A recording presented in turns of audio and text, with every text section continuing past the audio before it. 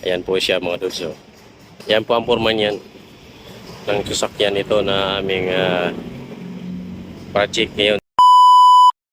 Ayan, what's up mga dudes? Nandito tayo ngayon sa Shell ng branch ng Magallanes Shell. Dito po ito sa Edison, Makati pa rin mga dudes. So ayan. So kaya tayo nandito mga dudes. Binigyan tayo ng project ni boss. Ito. Pakita ko sa inyo. Ayan.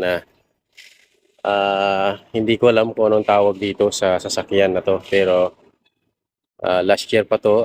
Pinagawa sa akin, natigil lang. So ngayon i-continue natin na naka-vlog na. What? Siyempre, What? nung panahon na What?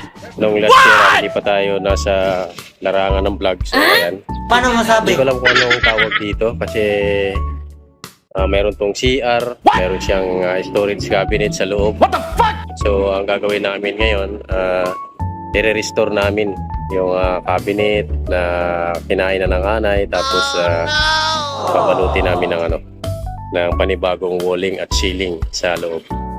At ang magiging material namin is steel or bakal na mga dudes. So ayan. Ayan pong ibabaw yan. Merong akyatan at merong tinatawag na top load sa ibabaw. So ayan, tara dudes. Samahan niyo ako. Tingnan natin.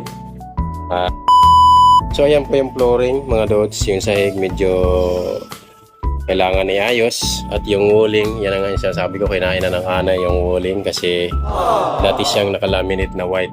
Tulad yan. Yung nakalaminate ng white na yan is plywood po yan. So, kinain na siya ng anay mga dudes. So, yan. Yan po, binaklas natin. At ito po yung storage cabinet. Din sa loob niya is meron siyang mga switches ng electrical. Ayan po yung ilalim. Medyo ano na pa ito. Kinain na rin po ng anay. So, last year, yan po yung aking naumpisahan na. Yan na yung mga bakal. Pati yung sahig, at nasahigan ko na rin yan ng marine plywood mga dudes. At ito naman yung walling at linagyan ko rin ng bakal yan na mayiging framing niya.